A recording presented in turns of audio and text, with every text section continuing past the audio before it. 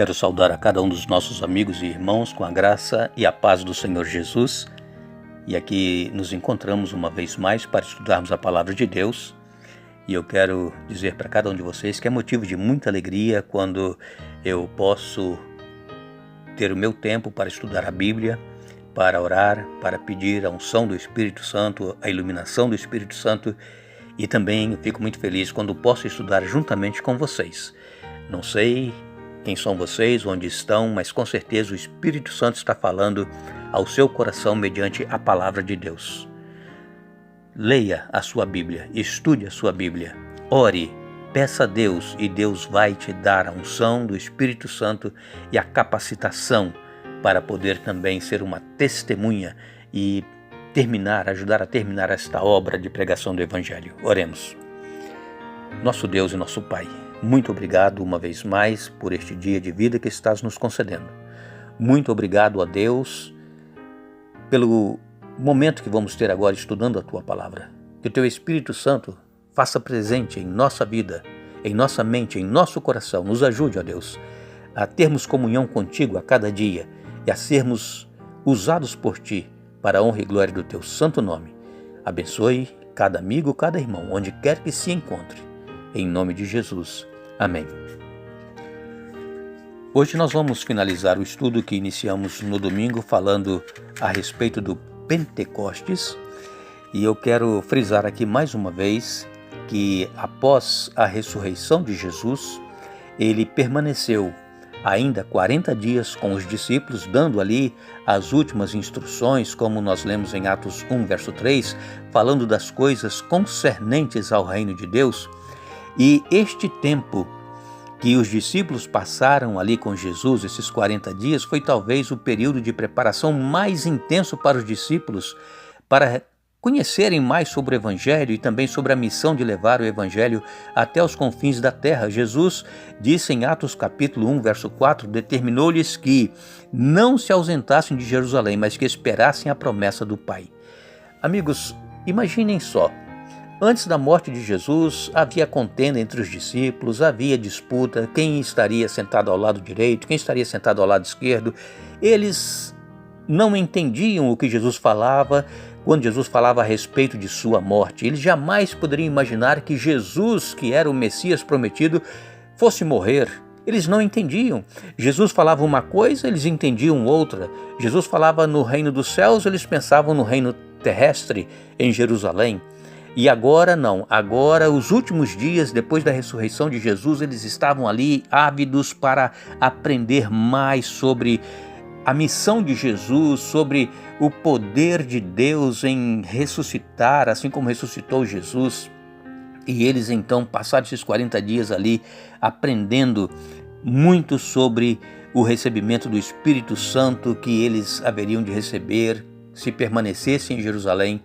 E quando nós, amigos e irmãos, pregamos, quando nós evangelizamos sem a unção do Espírito Santo, o evangelismo ele é fútil, ele é vazio.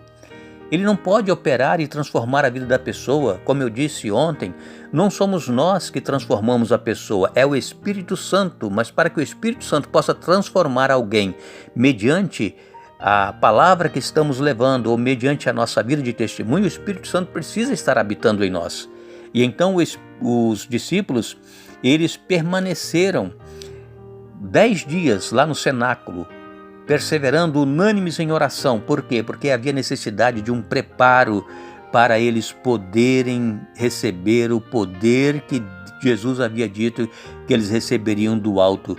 Os discípulos, amigos e irmãos, eles esperaram, eles oraram, eles estudaram a Bíblia.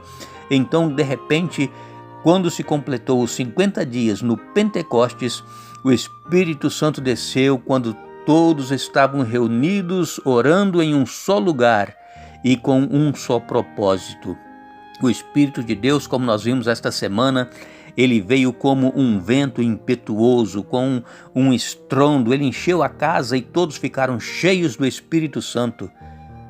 Então, amigos e irmãos, com a vinda do Espírito, todos os dias que os discípulos tinham passado com Jesus, todos os seus questionamentos, a cruz, o túmulo vazio, foram imbuídos de um significado mais profundo. Somente agora, com o poder do Espírito Santo, é que eles puderam entender a obra de Cristo.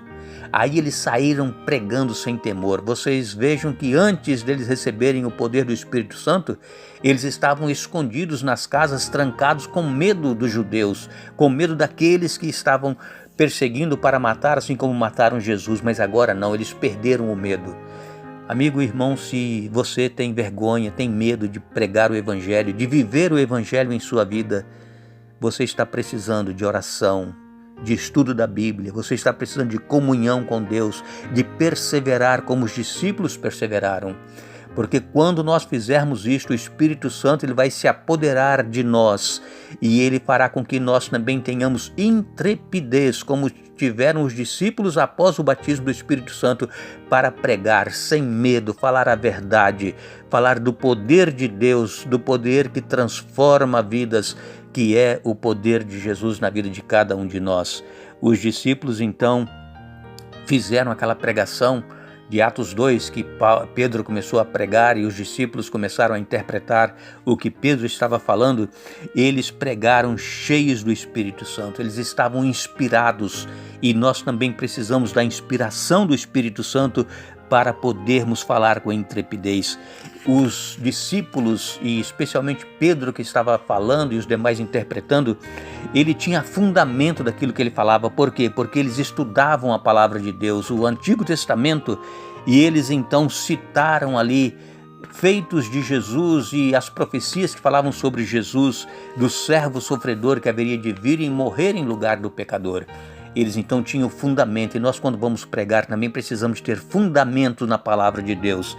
E também o sermão de Pedro, ele tinha conteúdo. Por quê? Porque falava de Jesus, o Cristo encarnado, o Cristo crucificado e ressuscitado, que havia sido elevado às alturas e que em breve ele retornará. Esta é a mensagem que nós temos que pregar, amigos e irmãos. O Cristo encarnado, o Cristo crucificado, o Cristo ressuscitado e o Cristo que em breve voltará. Que Deus nos abençoe, que Deus nos ajude a buscarmos este poder em nossa vida, perseverarmos para que sejamos batizados e usados pelo Espírito Santo como melhor lhe aprouver. Não vamos pedir que tenhamos que ser assim ou assado. O Espírito Santo é que sabe o que nós precisamos para desenvolvermos o Evangelho de Cristo aqui na terra. Que tenham todos um bom dia, um feliz sábado, um bom final de semana. Voltaremos no domingo com o terceiro estudo sobre o livro de Atos dos Apóstolos, mas lembre-se, buscai, pois, em primeiro lugar o reino de Deus e a sua justiça, e as demais coisas vos serão acrescentadas.